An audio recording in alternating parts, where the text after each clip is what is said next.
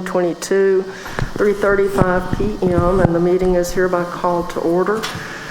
We have two zoning cases today. So, Mr. Gambrell. Yes, ma'am. Tim Gambrell, I serve as the Chief Planner for the City of Birmingham.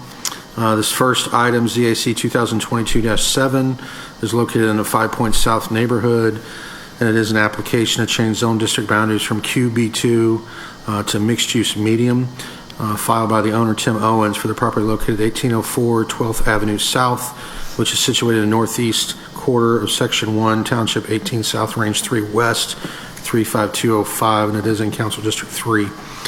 Their proposed use is a restaurant, bar, and patisserie that offers outdoor event space.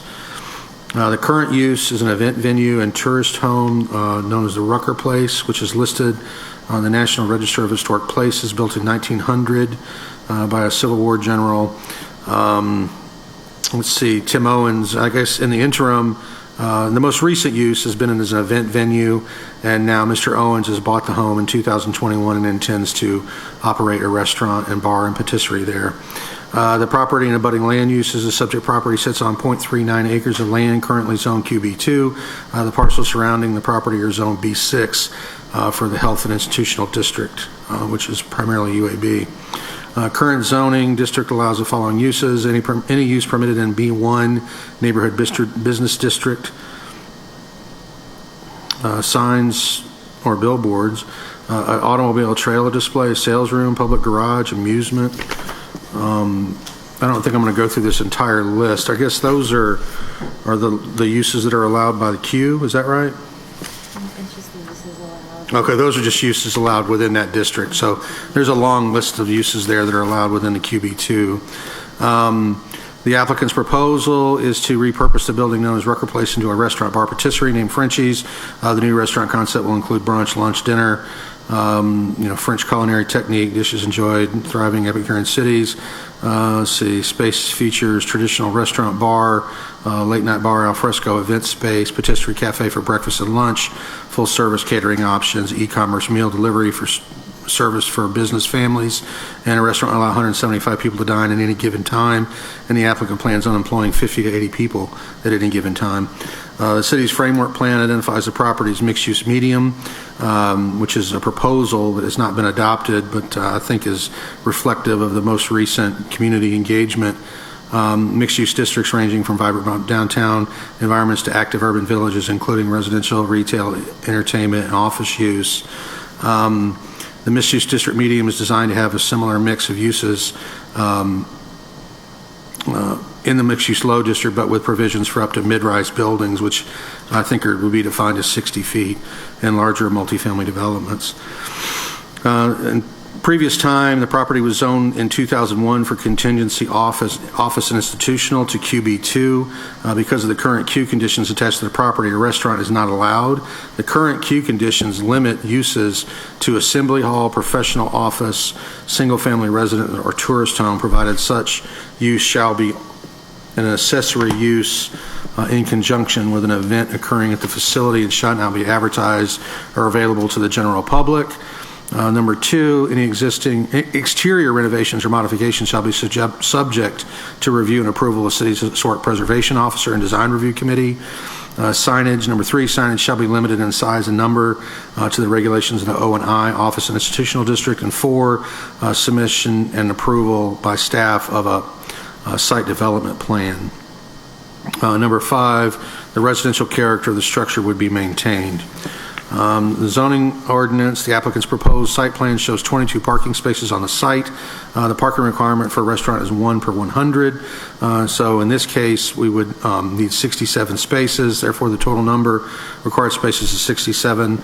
The site is located within 678 feet of BJCTA bus stop, making it eligible for a 20% parking space reduction, which would reduce it down to 54. The applicant's proposed site plan shows a total of 22 parking spaces. Therefore, the applicant's proposal is short 32. The applicant has been made aware of the city's adaptive reuse ordinance and has been provided an application. This ordinance would eliminate any type of parking requirement because of the building's historic status. The applicant must apply to be considered for this reduction. Otherwise, they would have to, go through zoning board of adjustment for a parking modification. I guess the intent of the ordinance is listed here for you. I think you guys know or remember us adopting that ordinance and what that says. The intent is to encourage redevelopment of historic buildings. And so there's a landscape review. All landscaping must comply with the requirements of the zoning ordinance. Stormwater did not have any comments to add. This is an existing building. No, I don't believe any new impervious surfaces will be added. The Birmingham Department of Transportation had no comments to add. The Five Points South Neighborhood Association met a regular scheduled meeting on May 17, 2022, reviewed the proposed project. The neighborhood was unanimous in their support, 10 votes to support. And they're glad to see someone has brought the property and it will not be torn down. This property is located within the Northside Southside Framework Plan. They have not yet created an implementation committee, so there's no report there. And then the Zoning Advisory Committee regular scheduled meeting on June 7, 2022 to review the proposed rezoning request and were unanimous in their support to recommend the request to the Planning and Zoning Committee, and their vote was 5-0. And that concludes the report. Okay, thank you, Mr. Gambrell. Will the applicant please come forward and tell us any additional information that we need to know? Good afternoon, I'm Johnny Gray, counsel for the applicant. Applicant is actually T-Squared Holdings, which is co-owned by Mr. Owens and Mr. Tyler Line, and Mr. Line will speak to the organization. Good afternoon. Thank you all for seeing us.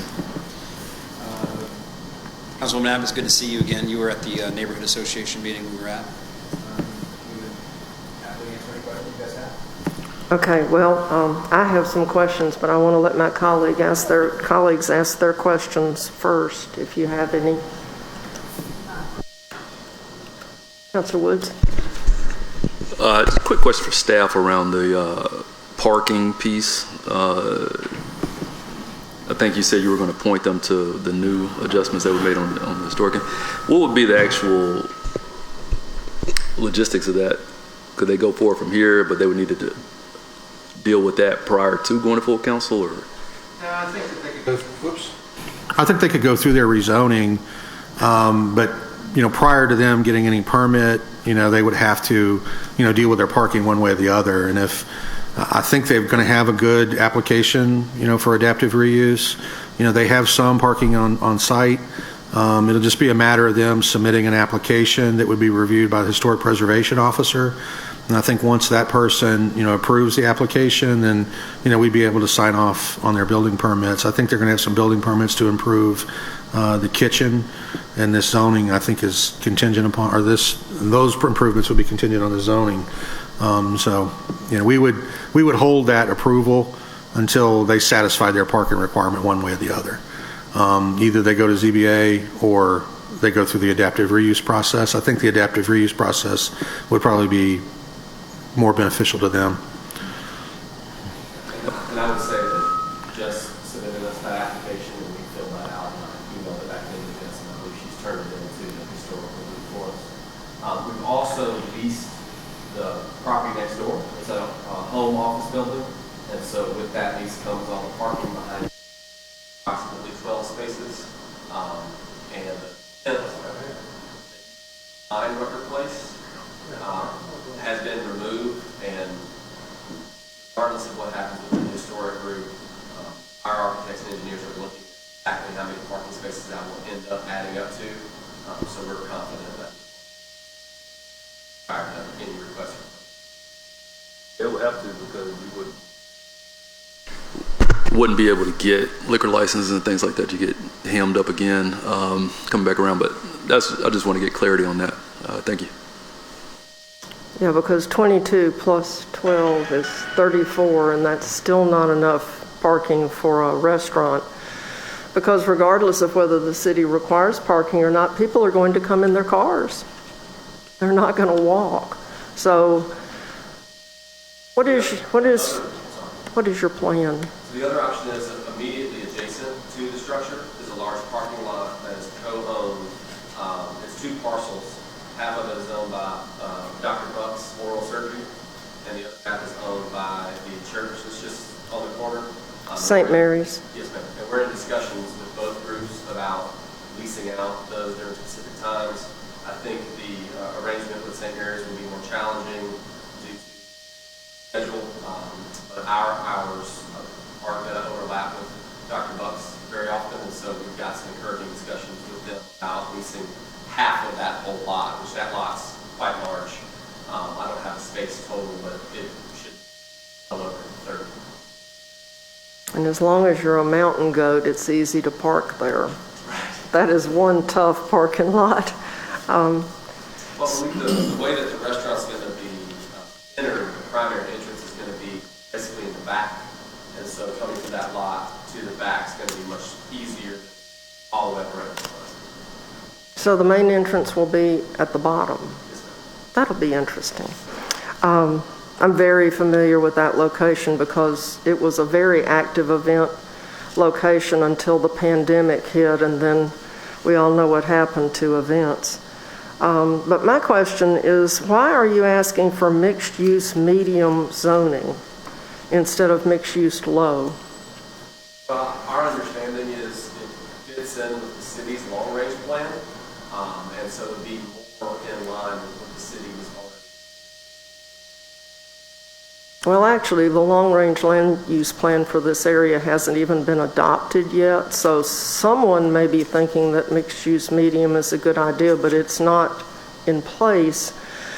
And my thinking is that we should, when we make a zoning change, we should make it to the lowest level that meets your needs. So if you're doing it to accommodate us, then we can do it with mixed-use low instead of mixed-use medium, because there's just no need for mixed-use medium. You're not going to be able to build a high-rise here. There's no plan on building the structure in higher. Yeah, I mean, and another question is for the staff. We have queue conditions currently, and number 5, I know needs to remain in place. So how, when we change the zoning, do we need to add queue conditions now? When you vote to recommend or not recommend, you can request any of those queue conditions that are already on the property. Really, the only one that the applicant needs gone is number 1, that limits the use to just an event venue. Yeah. But because it is on the state register for historic places, it's going to remain protected no matter what it's rezoned to. Well, that's good. That's good to know. And the neighborhood was concerned about that. They didn't think about it at first, and then then it came up that it's a historic building, and they didn't want anyone to think that they were agreeing to take that queue condition off. You can have that queue condition remain if it makes you feel more comfortable. Okay. Well, so is there a problem as far as you're concerned with rezoning to mixed-use low instead of mixed-use medium? The primary difference is the height of the structure. I don't know of anything else. I don't have my zoning manual with me, and I haven't memorized it. So Yeah, I would like to just take a quick look, but I don't think it would cause an issue. Like I said before, I think, the mixed-use low is kind of, designed to be kind of analogous to a neighborhood business district, which would be one that would kind of serve as a buffer or somehow closer to a neighborhood. And so we did limit the sizes of commercial buildings within those districts. I think it's around 8,000 square feet, which, this would be accommodated by that. I think that would be the only issue to double check. So, we can do that, and I don't think it'll cause a problem, but my recollection of mixed-use medium is that you can build a taller building. just 60 feet. Yeah. It would be 60 feet, that's correct. But One since issue we would have square footage wise is in the plan, it said that there is a addition out to the easterly side of the building that would enlarge, that where there's currently a large HVAC system on the ground, it would bring the patio out over that system, and that system would be moved to the rooftop. But the building structure itself would not be made taller, but that would bring the square footage closer to 10,000 square feet. Gotcha. So So that would be the only concern, it's kind of a little issue like that. I think we just need to, check and see. It may allow for 10,000 square feet, and I'm not 100% sure of the exact number. I think it varies depending on the use a little bit. So we could check and see if a restaurant use can go to 10,000 square feet in the low. We can verify that. Now, the HVAC system, I thought that was on the alley side of the house. That's what he's talking So you're saying you can make a 10,000 square foot addition to that? Not the addition to being 10,000 square feet, just the addition would bring the total structure to 10,000 square feet. Okay, you're at 6,700 now. You've only got about 15 feet there. Alls we're trying to do is, that is going to be our cold storage, so our walk-ins and coolers. And so that's it's like 40 by 15 feet. Going to live there. That's the addition. So it's not just really any use, it's just walk-ins. Because there's really no space in the building right now for that cold storage. So did you bring a drawing that shows that? I believe it's been submitted as a site plan electronically previously, but we do have a hard copy of the plan. I wonder, has the historic or the design review committee looked at that plan to put HVAC on the roof? I believe it's been submitted, but we have not met with the So I wonder, is that face the street or does it face the alley? It faces the alley. Yeah. The ACs are not moving. All's that's Oh. happening is the structure, which is aged and sort of deteriorated, is underneath it is going to be a walk-in, Uh-huh. and then on top of that is going to be a floor. Gotcha. And then we're going to continue that glass front on the front and the I see. side. So I it'll see. be sort of a dining table will live there now. I gotcha. And then beneath it will be the walk-in. That Okay. whole thing is probably 1,500 square feet on both levels. I gotcha. I So gotcha. 3,000 square feet. On the site plans, it does blend. We blended it in, so it even for me, it's hard to pick out on the plans Yeah. because it looks like it's always sort of been with the building. But once we sort of mark it out and point to it, then it's very prevalent of the change. And that mostly faces to the rear, right? To the rear and to the side of the alley. I gotcha. Like right now, if y'all are familiar with it, it currently is a handicap parking space. I gotcha. Is where that footprint is going to be. Interesting. Yeah, I was just concerned for you about what design review committee would say, any alteration to the historic building. I think their rules mostly apply to where you face a public street. So, The alteration that they're proposing is not to the original structure. I gotcha. There's been an alteration to the original structure that has a glass in. I think it's like a bar area. Uh-huh. So when you're inside that structure now, you can see the original shingles that are the original structure. I see. That character stuff to remain. It's just the glass wall that was there that's not original. It's going to be pushed well, out. I see. Yeah. So the air conditioning units are essentially not moving. It's just going to be hidden a little bit better. I gotcha. Okay. They're not going to be on the roof. We're not mounting them to the roof, no.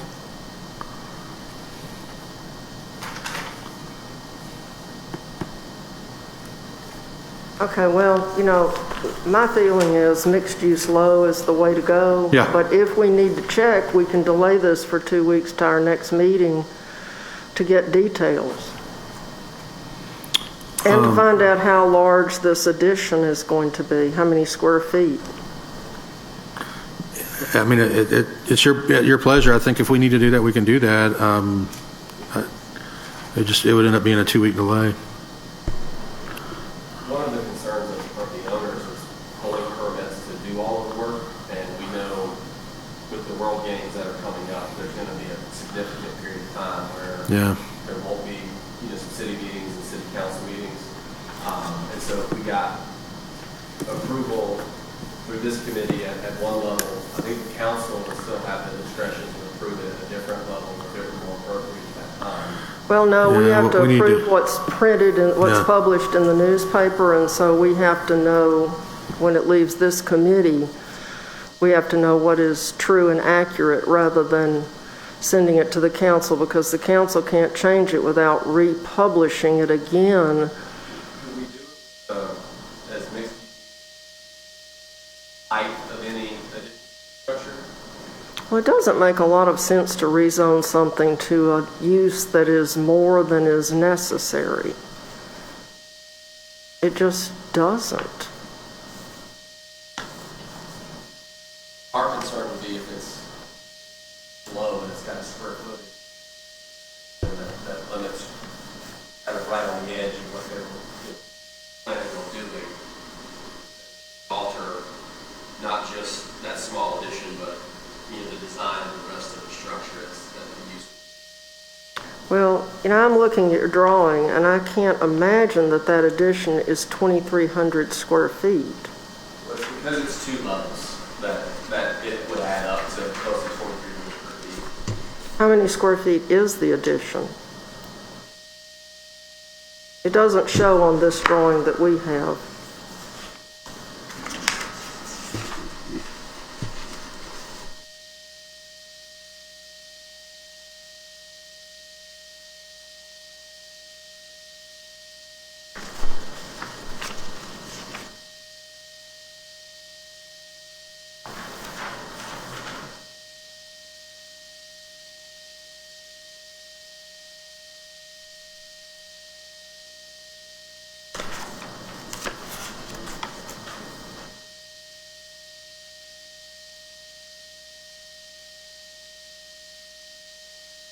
Unfortunately, we have a very nice list of what the current zoning allows, but we have no list of what the proposed zoning allows.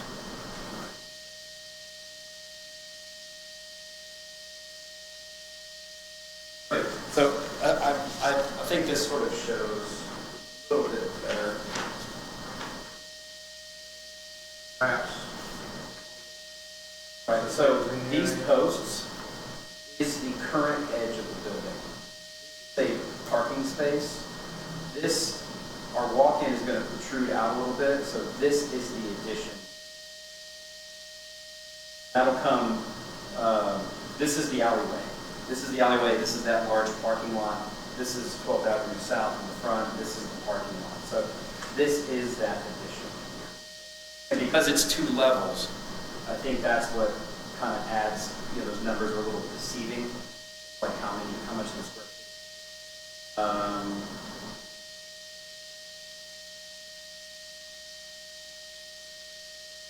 Do you have dimensions on your drawings? What's that? Do you have dimensions on that Oh drawing? yeah, I just for this one I need to.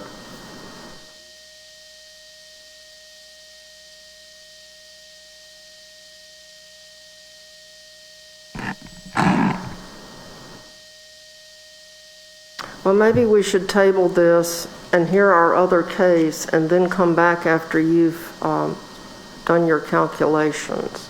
How about that? Because we only have one other case. If it's going to take a minute. Well, I think that's fine, and then I'll try to pull up the ordinance on mixed use low and see if we can have a square footage issue. We may not even have a square footage issue, and there may be no. Yeah, unfortunately, our zoning ordinance is so new, nobody has memorized it, whereas the old zoning ordinance, we all kind of knew what it said. So, I'll pull that real quick, and we'll see if we can have any kind of issue. okay. Do I hear a motion to table? Move to table this item. Okay, it has been moved and properly seconded that we table our first item and go to the second and come back. All in favor say aye.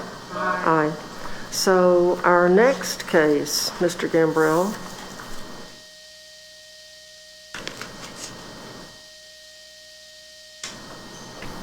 Okay, the next case is ZAC 2022-8. It's in the Oxmoor neighborhood. That's an application to rezone from CI1 light manufacturing to C2 general commercial in order to construct a 297-unit luxury multifamily apartment development with retail and restaurants filed by David Hewitt of LBYD Engineers for the property located at 102 West Oxmoor Road, situated in the southwest quarter of Section 22, Township 18 South, Range 3 West, 35209. This is in Council District 7. The use, like I say, proposes multifamily apartment development with restaurant retail. Site is currently undeveloped. The subject property sits on approximately 36.3 acres of land, currently zoned CI1. Abutting the subject property to the north is a Kroger warehouse, zoned CI1. To the south of the site is Westgate Storage, likewise zoned CI1. CI1, and to the west are multiple parcels that are also Zone CI1. To the east is the Oxmoor Common Shopping Center, Zone C2, and the Homewood Athletic Complex that is outside of Birmingham city limits.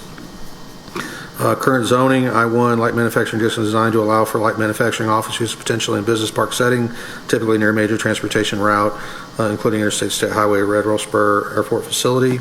Uses in that district are typically warehouse, distribution, urban ag, supporting uses. No residential is allowed in I1. The applicant's proposal is to develop a vacant land in a 297-unit apartment complex, restaurant retail, common area amenity package likely includes saltwater pool, sun deck, pool deck area with class-leading furniture, lounge areas, sunshades, landscaping, gym, yoga studio, grill stations, co-working areas with private office, grab-and-go refreshment station, car wash, car charging station, dog spa, valet, trash, and garages. Building materials will include stone, metal accents, and unique color scheme. All units will have balconies. There will be outdoor fitness areas that include walking trail and pickleball courts. Applicant is seeking C2 General Commercial District. This General Commercial District is designed to allow for areas serving a citywide or regional trade area, including shopping, entertainment centers, offer a range of retail service establishments. Use in the district include large supermarket, department store, movie theater, big box, supporting retail, other services, leisure, entertainment, high-density multifamily, school, church, neighborhood serving public uses. The long-range land use plan identifies the property as light manufacturing. The zoning ordinance, the applicant's proposed site plan shows 601 parking spaces. The parking requirement for this location is 362, and so they're going to have 239 over or excess, and they will need to work with the stormwater administrator to either provide pervious paving or some other LID or green infrastructure to offset the difference there, to control stormwater better. Of course, they will need to have their landscaping reviewed and approved based on the zoning ordinance. And there is a suggested queue condition. The current peripheral tree line depicted on the site plan would remain intact, provide a buffer between the light industrial parcels and this proposed development. Stormwater, all stormwater, floodplain, soil erosion ordinances apply. There's a list of those here. Department of Transportation did not have any comments. The Oxmoor Neighborhood Association met a regular scheduled meeting on May 9, 2022, reviewed the proposed project and voted to support the request, and their vote was 18 in support and 3 to not support. The neighborhood supports the request because adequate visual materials displayed at the meeting and their questions were answered satisfactorily. This property is located in the Southwest Framework Plan area. This framework plan was adopted in May 2017, and that implementation committee was established in 2017, and they did not have any additional comments to add. Zoning Advisory Committee met a regular scheduled meeting on June 7, 2022 to review the proposed zoning request and were unanimous in their support. That vote was 5-0, and that concludes the report. Thank you, Mr. Gambrell. Thank you. Is the applicant here?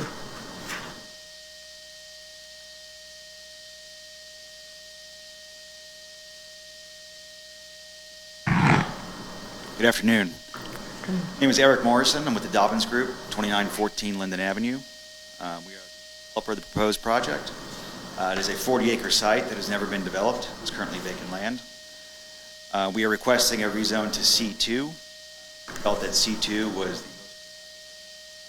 surrounding uses rather than a residential designated zoning. C2, as Gambrell said, allows for high-density multifamily.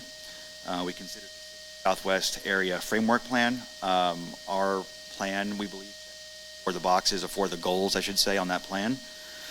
As you may know, the Dobbins Group was the developer of the Estelle project on Lakeshore Parkway. Business thesis for the Estelle was that it has downtown convenience without the price. Estelle was a extremely successful project. The Estelle is currently 97% leased. The submarket is around 96% leased. So we see very strong demand in the market and would very much like to replicate that success with this proposed project on Oxmoor Road. If any questions, I would be happy to answer them. Thank you. Do members of the committee have any questions? What is your market? Is this for medium income people, low income, luxury income? What is your target market? So our target demographic is young professionals, recent grads, folks who work at downtown UAB, in the various and UAB, just young professionals out of college is our typical demographic for this product. And the access to the property, you'll be accessing off of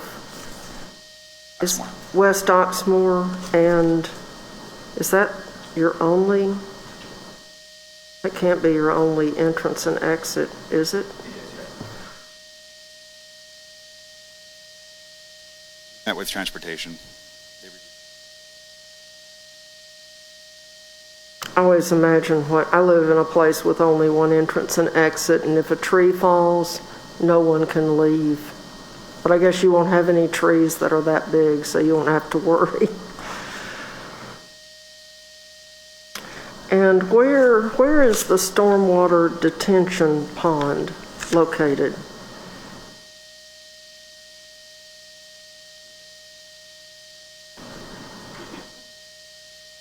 Is that what we're seeing out near the roadway, near West Oxmoor? Brian, after WID. Pond out front is an existing pond that's already there today.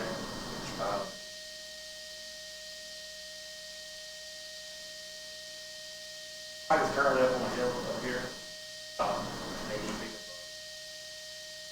So there will be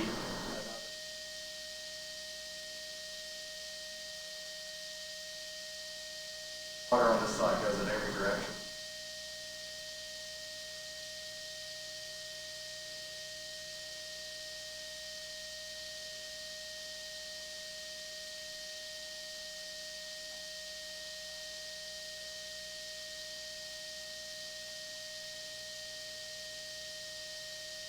Yeah, well, after that 5-inch rain last night, it makes you think.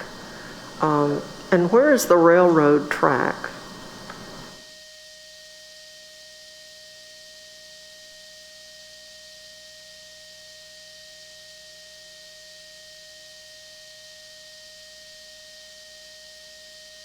Okay, and as far as all the green space that's surrounding, you're just leaving that wooded? We're going to leave as much as possible wooded so we can keep making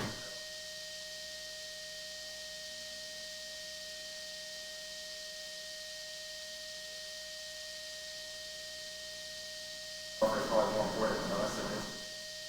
So we've got to work the grading out, but to provide. Yeah, the railroad in Buffalo Rock probably won't care about the buffer as much as the people who live there. Right. And when those train whistles blow, it's a fun time. Any questions from members of the committee? Do we have a motion? If there are no questions? I move we send this to full council with a recommendation of yes. Okay, we have a motion that has been properly seconded to recommend this to the full council for approval. All in favor say aye. Aye. Aye. So the ayes have it, and we will send it to the full council for approval or for consideration. Very much. Thank you. I move we take case ZAC 2022-00007 off the table. All in favor say aye. Aye. So, we're back. Counselor, so we did look at the zoning ordinance, and the limitation is actually on retail to 7,500 feet. Restaurant, there's no limitation. So there's no limitation for size. And then their height requirement is a maximum of 45 feet, which I think, what did you say the structure is now? 22. So they shouldn't have any problem with either of those issues. So mixed use low is okay with y'all? And then, Mr. Gambrell, the queue conditions can all stay except for the one that limits it to not being a restaurant? Yeah, they could. I mean, technically, I don't think they're really necessary. I mean, the site plan review is required by ordinance now. That's something we used to do because the ordinance wasn't specific on that. But like I say, it's in a design district. It's a historic structure. I mean, it's going to be scrutinized by design review committee, but I mean, we could certainly, add those cues if you like. Yes, Mr. Woods? Thank you. So if we keep the queue condition in there, they can operate as a restaurant still? Because you've got queue conditions in here that limit it to like... Right. The first condition would have to go away. I mean, I think that's principally the reason for this rezoning case. Yes, that first key condition is why they had to rezone, because it only allows for the space to be an event venue. Okay. And I think I heard you say that the queue condition moves forward with it unless we take it off, right? Or If they hadn't come here to rezone, then yes, queue conditions stay with the property until you come back to rezone. okay. I mean, that's the primary reason we're here, is removing the first queue. Okay, so our motion then would be to recommend rezoning to mixed-use low and removal of number 1 of the queue conditions. Yes. Okay, good. Thank you. I would believe that we would prefer, if possible, for those as many of the queues as possible.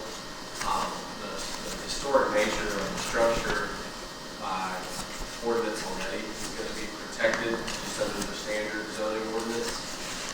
That may not have been protected under the old zoning ordinances. And just for, chain of title clarity, we'd like to as many of the queues as possible.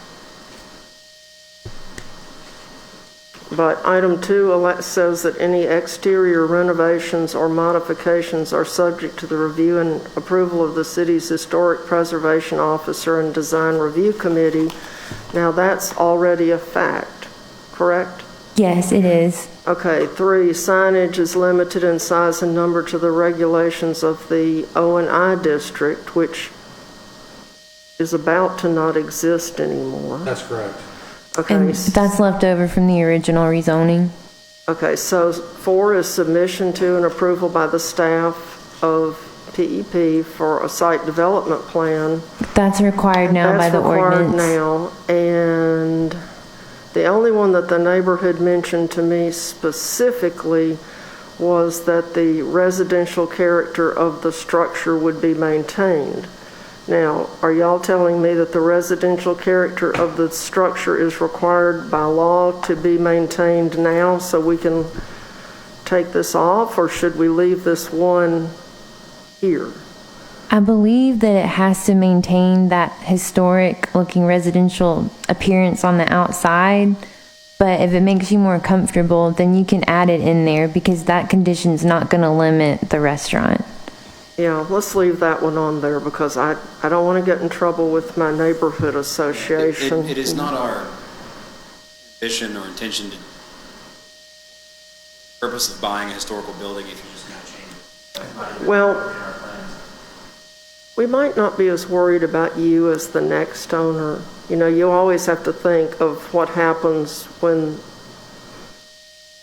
the change of hands occurs and the next guy says, well, gee, I'd really think a high-rise would be nice on this hill.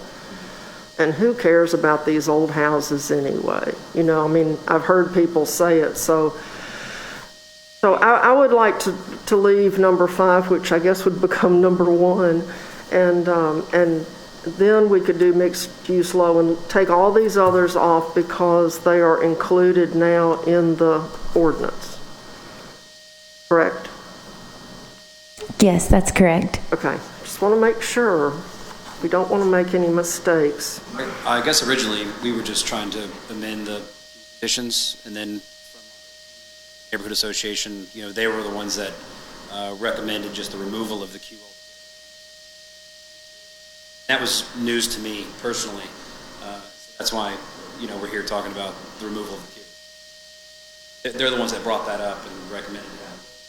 Yeah, and when they texted me about it, I asked them about number 5, and their executive committee said, well, we want number 5 to stay, but they kind of missed it, which we all do. You read things and you're reading in a hurry, or, you don't ever finish because you fall asleep or something. So Meeting was fairly long. So. yes, it was quite long. So, do we have a motion? Move that we send this to the full council with the recommendation of changing zoning to mixed use low and the removal of Q conditions 1 through 4. The motion has been made and properly seconded. All in favor say aye. Aye. So we will send this to the full council with our recommendation for approval. So much. Thank you very much. We're happy to see, I'm happy to see that Rucker Place is going, even though it won't be named that anymore, it will be a very fine use, and I think all of us will enjoy coming there. So. We enjoy having you. What kind of food? What kind of food? Yeah, I forgot What that kind of part. food y'all have? It's going to be, well, What kind of I'll let food? him talk about it. Okay. Julia Child would be proud. Just what type of food. Well, we moved here from New York City, I guess close to 2 years ago, and we operate on the East Coast and the West Coast. You know, Birmingham is ours. You know, this is our thing. Imagine how many partners I deal with in San Francisco and how many partners I deal with in New York City. The whole idea of this was just to have ours to do what we want to do and not have to answer anything. To an extent, you know, this is sort of an ego play, you know, where we want to make the restaurant that we want and serve the food that we want to do at the level we want to do it. So that being said, I think it casts a light on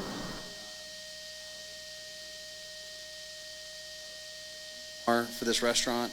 So, you know, me and my wife love Friends, and so this is a restaurant, French food, you know, and very hardcore French, you know, not French and Southern or Southern with French. Like, this is a very French restaurant at the highest level, you know. I've worked all over the world, you know, part of my career in Japan. And so, you know, we come from Michelin star backgrounds. Really saw Birmingham as a great place to sort of do a restaurant of this caliber, a town that really supports the restaurant. So, you know, that's a chain state. You know, those chains are supported, propped up, and celebrated, and, you know, here, I don't see that as much. The chains are here, but you also have a lot of independent restaurants. Admirable, you know, from Birmingham standpoint. We're going to do the best, most amazing restaurant in our absolute power to do. Restaurant in Birmingham, you know, we want to be the best restaurant in the South, one of the best in the country. So those are our ambitions. Hearing it from the horse's mouth, and, you know, I'm a man of my word, and I will, you know, die to my last breath, you know, trying to fulfill that obligation. You know, that's. So if I come to your restaurant, will I be able to try escargot for the first time? Love it too. I promise that. It's Well, welcome to 5 Points South. Yeah, we're happy to have another 5-star restaurant in 5 Points South. yeah, yes.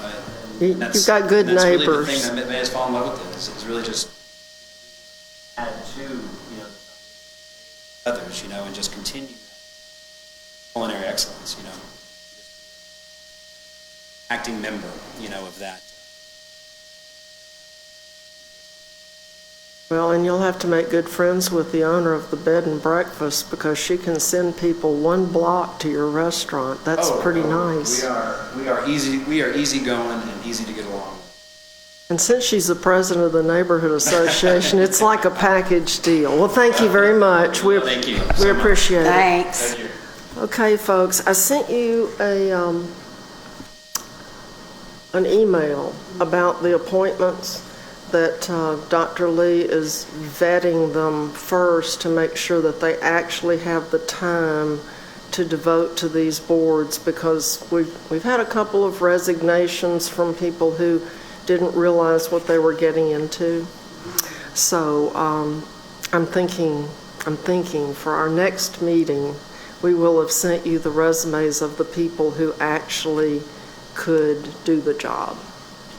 And if we don't get what we need, we'll just open it back up again and ask for some more resumes. So, but anyway, I just wanted to explain that because people aren't as easy to get hold of as you wish they were. So discussing the qualifications, you have to actually get them on the phone. Anyway, so is there anything else anyone wants to discuss before we adjourn? Would someone like to make a motion? Make a motion for adjournment. It has been moved and properly seconded. All in favor say aye. Aye. We are adjourned. Thank you very much.